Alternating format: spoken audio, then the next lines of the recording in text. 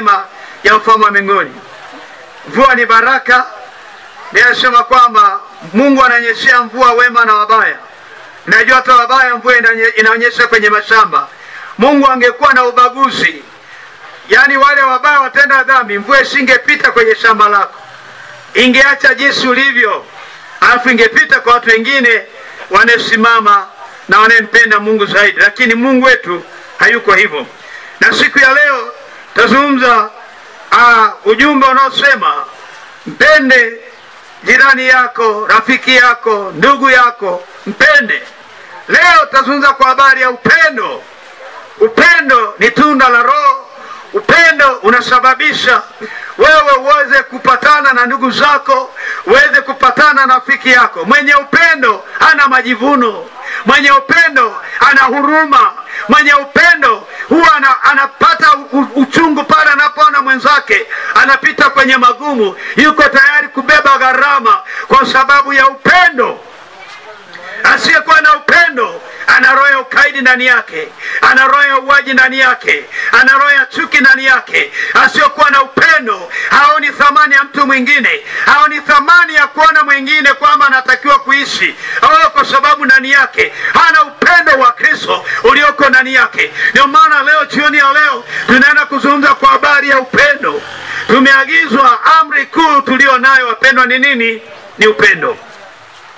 Ukisoma katika kitabu cha Zaburi ya 103 na ule mstari wa 3 mpaka ule wa 5.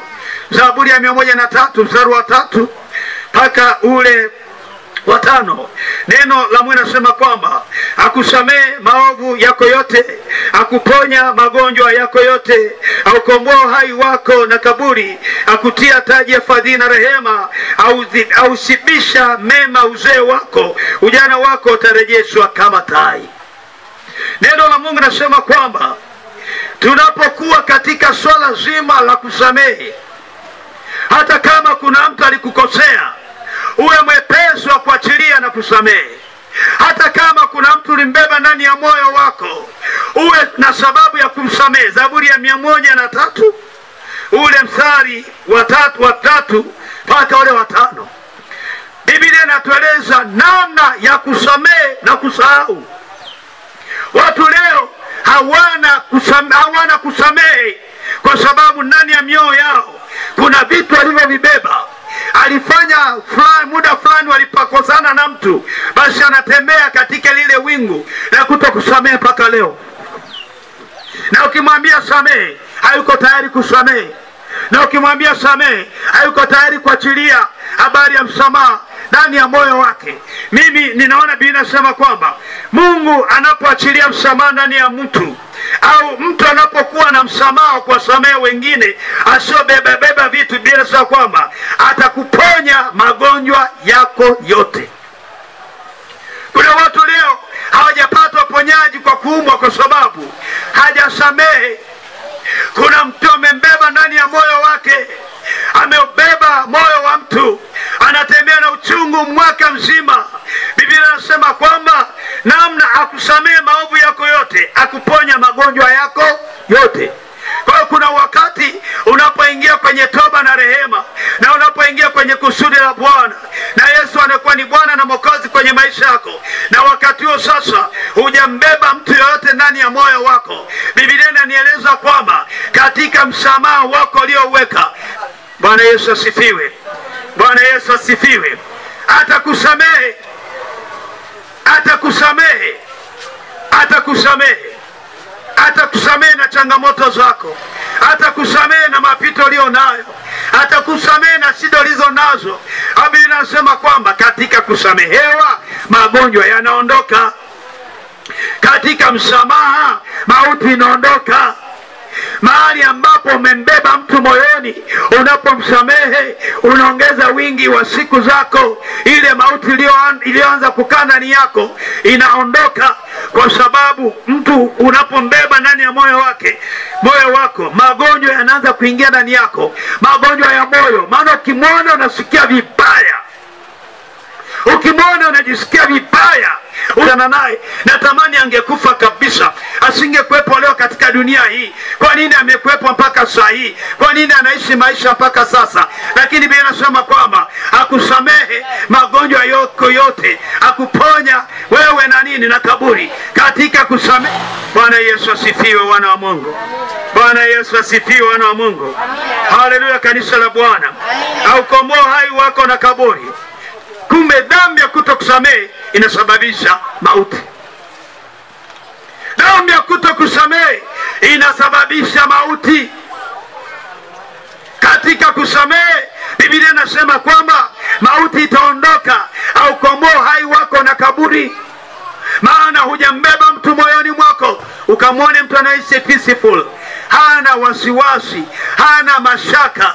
Yani huwa anasema kwamba mimi namsamehe, mimi naachilia, sina shida naye, Mungu atalipa, Mungu ndiye atakayenitetea, mimi sina shida naye. Ukamwangalia mtu namna hiyo, huwa na jambo la kwanza, ana afya njema. Jambo la pili, ngozi yake imetakata. Jambo la tatu, hana mashaka na Mungu anayemtumikia, maana ndani yake alishasamehe. Lakini ukamwangalia mtu asiyesamehe, sura yake imejikunja, yani moyoni kwanza ana uchungu, moyo unaenda mbio, presha inapanda, mara inashuka, maana akisikia hata lile jina la mtu, yani anakasirika sana, moyo wake unainama chini, mauti inaanza kuingia. Yeyote asiyekuwa na roho ya kusamehe, yani umri wake ni mdogo, lakini utamwona amezeeka, maana roho lake ni mbaya, linabeba kuanzia Januari mpaka Disemba. Anambeba mtu moyoni kuanzia Januari mpaka Disemba. Yani yule amenifanyia hivi, yani miapanda, yani mimi amenifanyia hivi, yani tutaona sasa, tutaona. Yani amembeba moyoni. Alafu ukimwangalia jinsi alivyokuja sura, hakuwa hivi, mnaanza kushangaa. Kwenye ndita anaanza kuwa na matuta, kama matuta ya nini? Ya viazi vinavyolimwa huko mbugani. Maana moyoni mwake, moyo wake ukijikunja kwa ndani, kwa nje mnaanza kuona matuta yanaanza kuota kila wakati. Sura yake haikuwa hivi, mnaanza kusema mbona sura yake imebadilika? Maana moyoni amebeba watu, amebeba nafsi ya watu, amebeba maisha ya mtu. Sikia nikwambie, samehe kama Mungu mwenyewe anaweza kusamehe. Wewe samehe 7 mara 70, kama wale jamaa walivyomuuliza Yesu, nasi tusamehe mara ngapi? Asema 7 mara 70. Samehe. Amina. Bwana Yesu asifiwe. Amina. Haleluya, kanisa la Bwana. Amina. Kutokusamehe kuna kufanya kukosa raha. Haijalishi umeumizwa kwa namna gani, mwanangu, jipe raha mwenyewe. Maisha haya ni mafupi. Simama na Yesu, jipe raha mwenyewe. Acha endelee kukonda eti kwa sababu kuna jambo fulani, acha endelee kuumia eti kwa sababu kuna kitu fulani. Iko damu ya Yesu itakonena mema katika maisha yako. Bwana Yesu asifiwe, wana wa Mungu. Amina. Bwana Yesu asifiwe, kanisa la Bwana. Amina. Kwa hiyo Biblia inazungumza kwamba aukomboa hai wako na kaburi, akutia taji ya fadhili na rehema, aushibisha mema uzee wako. Katika kusamehe Mungu anafanya nini? Anazidisha, anasema anaonemesha uzee wako. Kama ni umri wako uzee, Biblia anasema kwamba aushibisha mema uzee wako. Ukamwone mtu anasamehe katika umri wa mzee, Biblia anasema kwamba ataushibisha wema wake. Mungu tasimama katikati yako.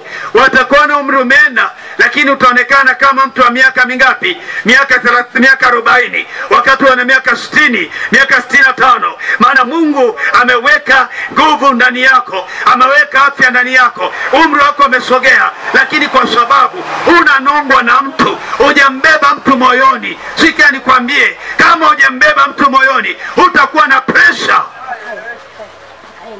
Magonjwa mengi yaliyotokea leo, magonjwa mengi yanasababishwa na, tukauliza madaktari, anakuuliza unawaza nini? Nini kinachokusumbua? Unasumbuliwa na nini? Paka imekusababishia pressure hii mbaya namna hii, inapanda au inashuka namna hii. Wanakuuliza, je, kwenye familia yenu kuna mtu mwenye pressure, baba yako au mama yako? Anasema hapana. Anasema kumbe isi ya kurithi. Wanauliza, kwenye ndoa yako kuna amani? Au unasema ni kweli tumekosana na mume wangu, hatuishi vizuri, mimi mwenyewe yani sina amani, sina furaha katika maisha yangu. Kia nikwambie, neno hili linazungumza kwa habari ya kusamehe.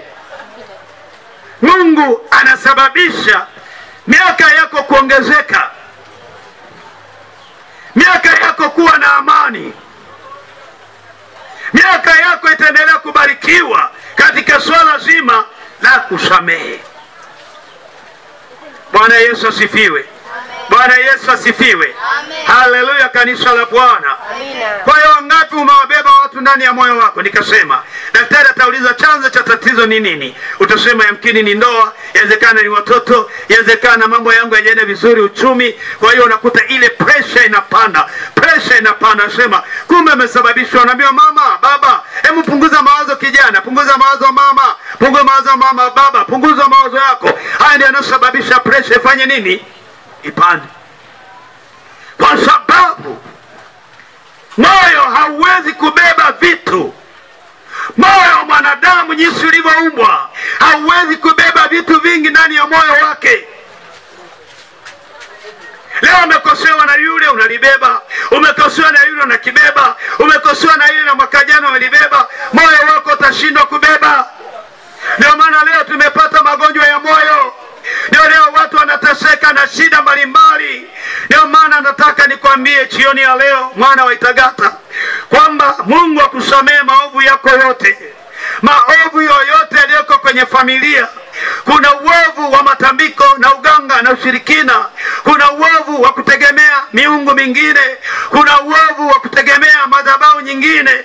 Lakini nataka nikwambie jioni ya leo, liko jina la Yesu Kristo, jina lipitalo majina yote. Linapopita mahali popote, lazima uovu wote uondoke. Madhabahu zozote lazima zikuachie, maana jina la Yesu ni jina lipitalo majina yote. Bwana Yesu asifiwe.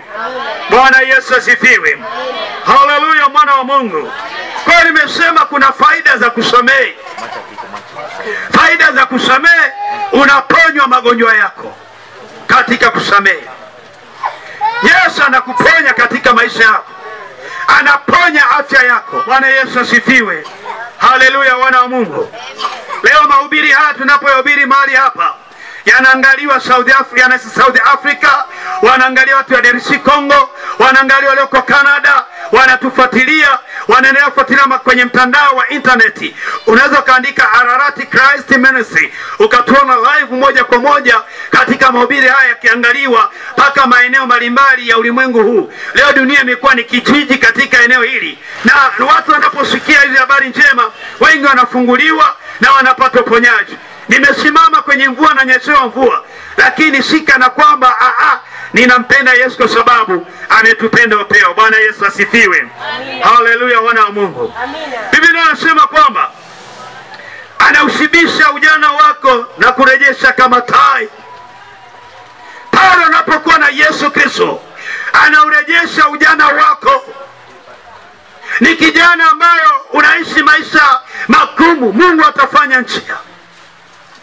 Atafanya mambo mapya katika maisha yako. Atafungua milango yako ya baraka. Atafanya kila kitu kitakuwa kipya katika maisha yako. Kwa sababu anasema ataurejesha ujana wako kama tai. Wakati wengine ni vijana wanahangaika na kiburi cha dunia hii, hawana upendo kwa wazazi wao. Maana kuna vijana wengine wazazi wao hamsikilizi baba yake wala mama yake. Yeye ni kama vile alishajizaa hapa duniani, hawezi kusikiliza ndugu. Na wengine walifanywa na vikao vya familia, anasema niacheni na maisha yangu, niacheni na maisha yangu. Maana hana upendo kwa mzazi wake. Baba akimwambia hawezi kumwelewa, mama akimwambia hamwelewi. Kwa hiyo unakuta sasa ile dhambi iliyoko ndani yake ndio inayotesa nafsi yake. Lakini nataka nikwambie jioni ya leo, iko damu ya Yesu Kristo inaweza kupita ikasamehe maisha ya mtu na maovu yako yakaondoka, na Mungu akaendelea kutenda kazi katika maisha yako ya ulimwengu huu tulio nao. Bwana Yesu asifiwe. Neno jingine anasema katika kitabu cha Wakolosai ile sura ya 3 ule mstari wa 13 mpaka ule wa 14. Bwana Yesu asifiwe. Neno la msema hivi, mkichukuliana na kusameheana, mtu akiwa na sababu na kumlaumu mwenzake, kama Bwana alivyowasamehe ninyi, vivyo hivyo ninyi. Zaidi ya hayo yote jivikeni upendo, ndio kifungo cha ukamilifu. Na amani ya Kristo iamue mioyoni mwenu, ndiyo mlioitiwa katika mwili mmoja, tena iweni watu wa shukrani.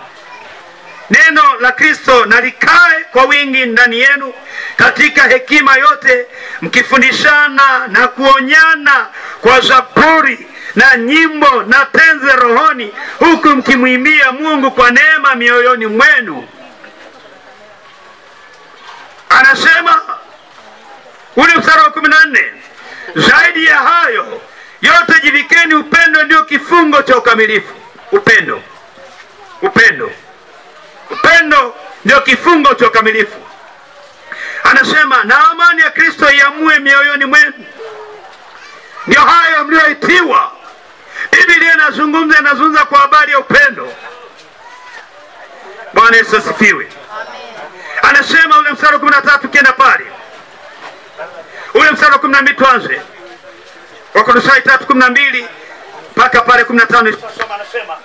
Anasema basi kwa sababu mmekuwa, amen, mmekuwa uteule wa Mungu, watakatifu wapendwa, jivikeni moyo wa rehema, utu wema, unyenyekevu, upole, uvumilivu, mkichukuliana, kusameheana, na mkiwa na sababu ya kumlaumu mwenzako, kama Bwana alivyowasamehe ninyi, vivyo hivyo nanyi kwa lugha nyingine msameheane.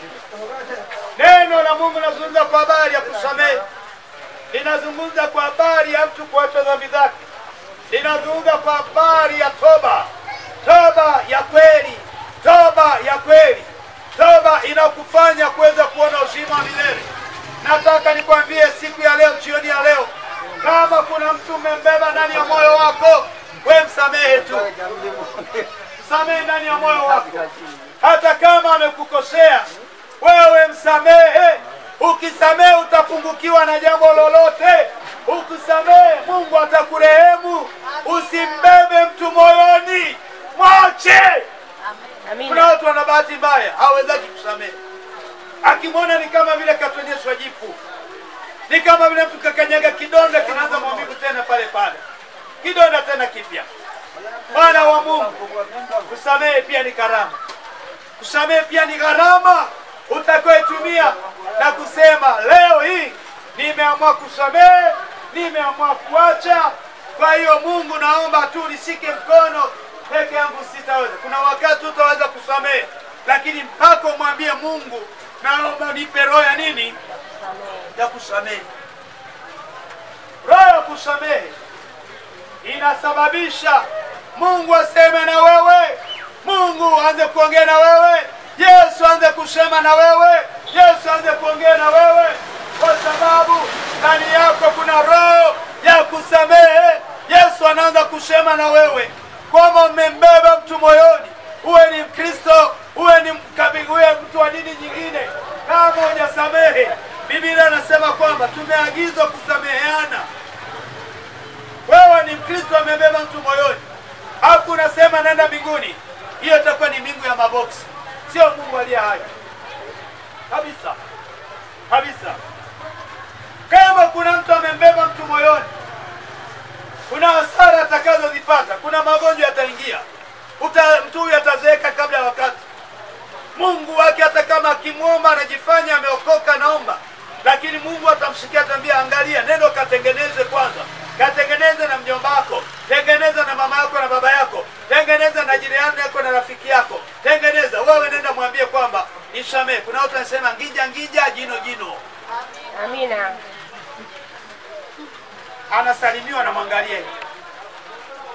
Sasa hizi mama fulani anijifanya mamuoni. Sasa hizi ndugu yangu naendeleaje pale hapa, watoto kama vile waoni vile yani. Eti kisa waligombana kwa sababu ya mpaka wa nyumba, eti kwa sababu ya kiwanja, eti kwa sababu alinyimwa kuja kula ubwabwa wakati wa sherehe. Kuna watu wanamnaka. Utawezaje kumpa mtu kama mahusiano sio mazuri na wewe? Amekosa kadi, anaanza au kwa hiyo si wazao hatuna vitu. Kwa hiyo akipita pale akusalimii. Na wengine anaanza visa na wewe kwa sababu umebarikiwa, umefungua biashara, mambo yanaenda vizuri, uje kuona kwamba mtu anakasirika bila sababu, anaanza kukunyamazia eti kwa sababu umeolewa au umeoa au umefanya biashara imefanikiwa sana, mambo yamekuwa ni mazuri, mara ghafla unashangaa mtu akusalimia, anapita njia nyingine. Kwenye mafanikio kuna watu wananyanyua visirani.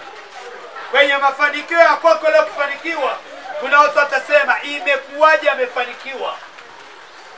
Anaanza kukusababishia sababu ambayo na wewe kuna wakati kama una roho wa Mungu na utaanza kumnyamazia bila sababu. Lakini Yesu Kristo jioni ya leo ameleta ujumbe akisema kwamba samehe. Samehe ili Yesu aingie ndani yako. Samehe. Wapendwa, tuwezi kwenda mbinguni. Iko hivi. Nilipokuwa pale Rwanda, tukawa tunaelezwa na mama fulani. Yule mtumishi akawa anatueleza kwenye lile eneo. Akasema nilikuwa na mtumishi kwa nikifanya naye kazi nzuri sana. Kazi ya kuhubiri Injili. Alikuwa ni mtu mzuri mno. Alikuwa kimea mapepo yanatupweka. Lakini huyu msaidizi wangu siku moja alikuwa anaumwa. Alipolazwa pale hospitali, hakuna ndugu alienda kumuona wala muumini alienda kumuona, labda yamkini walienda watoto wake na familia yake tu. Lakini alitegemea watu watakuja, watamtia moyo, watamwambia mama fulani pole, tumekuletea na matunda, pole sana, lakini hakuwaona. Moyoni mwake akawa na hasira. Akasamehe, sitawasamehe. Yaani mimi nikiumwa, wakiumwa wao na wafanyia maombi, naenda na zawadi, napeleka na matunda, ninakuwa kipaumbele, lakini mimi nimeumwa hajaje kuniona, kumbe kwa ni jaribu langu. Akaendelea kuumwa zaidi, sasa kaingiza madhabahu ya kutokusamehe. Mara ghafla yule dada akaanza kuumwa vibaya mno. Mara mauti kamkuta, akafa. Akafa na dhambi ya kutokusamehe. Miaka ikaenda. Vita, kukawa na vita pale Rwanda ya halaiki mwaka 1994. Ile vita ya kimbari. Anasema yule baba akapigwa na bomu. Alipopigwa, huyu mchungaji sasa anaeleza, akapigwa na bomu. Anasema nikapelekwa, tukao tunaokotwa, tunapelekwa kwenye uwanja fulani, lakini baadaye wakaniona mimi ni mzima, walijua nimekufa, wakanipeleka hospitali kwenye hakuna dawa, mashambulizi, hao Watusi na Wahutu wanapigana, na mimi nilikuwa ni Mtusi. Mara ghafla nikashangaa, wamekuja pale Wahutu wanataka kuniua, wamejaa silaha zao hivi. Nasema tuliache ili silihubiri na hubiri Injili, tuliache life na maumivu ya bomu hapo. Mara ghafla yule baba akasema, maumivu yakawa ni makali, nikajikuta nimeondoka katika roho. Nikaona malaika wameshuka wamenikamata.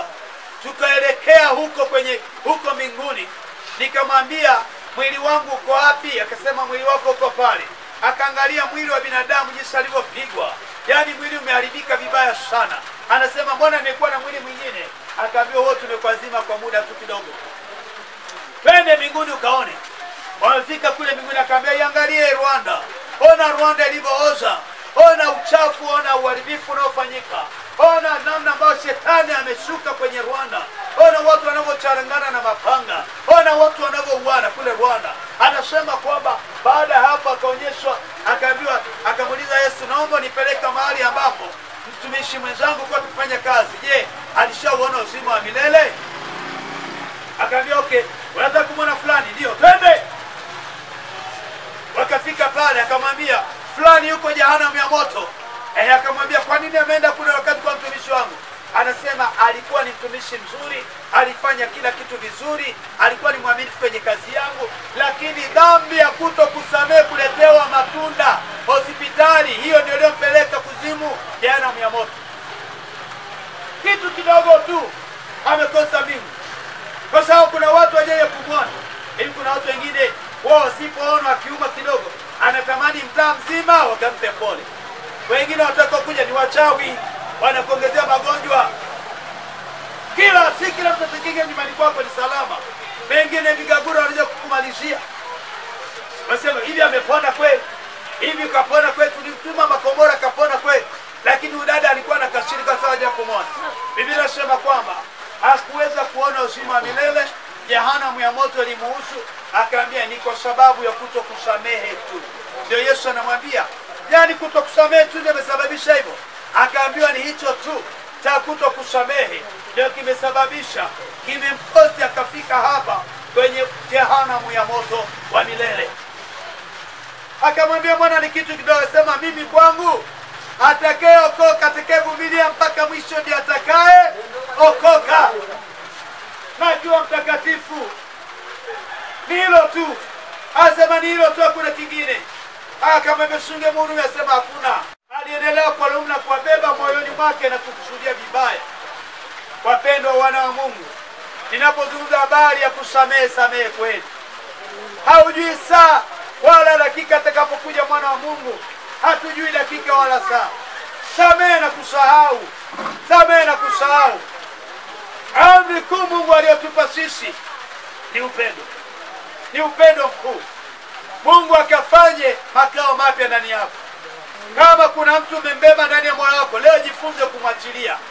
Hutapata hasara, hutavunjika mgongo, kusawa wala kupunguzia wala kuongezea chochote. Msamehe, samehe tu, na Mungu aliye sirini atakusamehe na wewe, na atakuongezea baraka, na atafungua maisha yako tangu sasa na hata milele. Amen. Simama sasa tuombe kwa pamoja. Watujua vema Bwana, watujua vema Bwana, watujua vema Bwana, tukoje mbele zako. Watujua, watujua vema Bwana, watujua vema Bwana, watujua vema Bwana, tukoje mbele zako.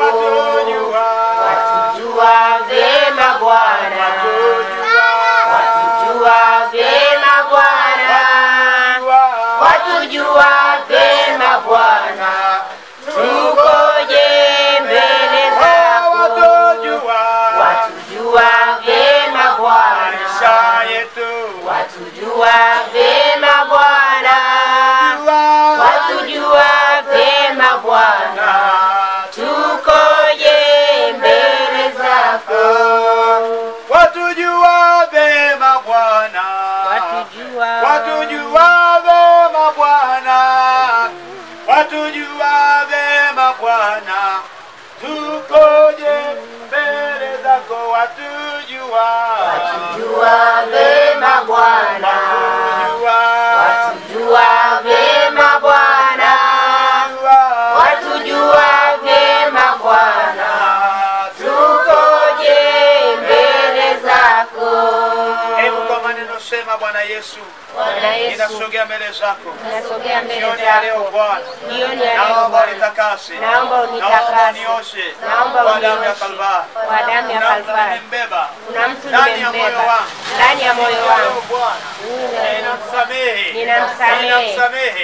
yeyote niliyombeba kwa Yesu. Katika jina lako Yesu, naomba unishike Bwana, kwa neema yako Yesu, ikanikomboe kuanzia sasa. Damu yako Yesu, ikanitetee kuanzia sasa. Naomba uandike jina langu kwenye kitabu cha uzima, na ufute jina langu kwenye kitabu cha hukumu kuanzia sasa, kwa damu yako Yesu. Amen. Kuna wakati mwingine Yesu anatangaza msamaha. Unaishi kuna mahali huwezi kusamehe, moyoni mwako unasikia kuna mtu alikukosea. Unaweza ukasogea hapa tukaomba pamoja, tukatangaza msamaha unaotoka kwa Yesu. Bwana, ninasamehe yeyote aliyeniumiza, iwe ni ndugu yangu, iwe ni kaka yangu, iwe kwenye familia, iwe mtu yoyote, iwe ni jirani. Leo ninasamehe, leo ninasamehe. Naomba ufute jina langu kwenye kitabu cha hukumu, na uandike jina langu kwenye kitabu cha uzima. Siku ya leo Bwana, niko tayari kusamehe uovu wowote Bwana. Ile damu yako thamani ikanene mema ikanitetee, ikanikomboe kwa damu yako Yesu. Baba, ninasogea mbele zako, namleta mama huyu mkononi mwako sahihi. Moyoni alimbeba mtu moyoni, ndani ya moyo wake. Leo anatangaza msamaha na anamwachilia ndani ya moyo wake Bwana. Ile damu ya uzima ikamfungue kuanzia sasa. Miungu yoyote na magonjwa na mauti vikaondoka ndani yake. Mauti ya magonjwa kwenye mwili wake, akusamehe maovu yako, au komoa hai wako na kaboni, na magonjwa yote yakaondoka ndani yako. Uharibifu wote ukaondoka ndani yako kwa jina la Yesu Kristo wa Nazareti hai. Baba, namkabidhi mikononi mwako sahihi. Bwana Mungu akuangazie nuru yake na kufadhili, akutunze utakapo naingia hapo. Moyo wako utakaswe kwa damu ya Yesu, na umetakaswa kwa damu ya Yesu Kristo wa Nazareti hai. Enenda zako, usiwe na msiba tena, bali ukabarikiwe katika maisha yako. Amen. Baba wa mbingu, na tutashuhudia mbele zako. Huu ni udongo uliotoka kwenye shamba la kutoa damu yako kwenye unaachilia damu kama kwenye ardhi hii. Ardhi sikia, maana umesema ya kwamba nchi sikia. Nafuta taarifa zote zilizoandikwa kwenye ardhi hii, ikiwa ziliandikwa taarifa mbaya za mauti, ikiwa ziliandikwa taarifa mbaya za kutofanikiwa, ninaenda kulifungua sasa shamba ile Bwana, likatoe mazao, likastawishe mazao. Nakataa roho ya makosa katika jina la Yesu Kristo. Ninaituma damu yako Bwana, ikanene mema kwenye ardhi hiyo katika jina la Yesu. Kila kinachopandwa kwenye ardhi hiyo Bwana, kikastawi, kikazae na kukua katika jina la Yesu. Kila roho na madhabahu zilizojengwa ninazibomoa katika jina la Yesu. Ninaangusha Bwana, ninachilia nguvu zako Bwana, zikatende kwa utukufu wako. Amen. Basi mama yuko mbele zako, hizo roho za matroses yasiyopona kwenye kola, ninasogea mbele yako siku ya leo Bwana, ninaachilia uponyaji. Hizo process, hayo maroho yaliyosimama kwenye kola kile kifua, hayo magonjwa umesema Bwana, ponya na magonjwa yako yote katika jina la Yesu. Kila ina magonjwa yote, kila ina misiba iliyoko ndani mwake, ninaituma damu yako ikamponya na kutakasa. Ninavunja hizo madhabahu, roho za maumivu, roho za mateso, roho za mateso katika jina la Yesu. Pokea uzima kama tonze zisizopotea. Pokea uzima ndani yako katika jina la Yesu.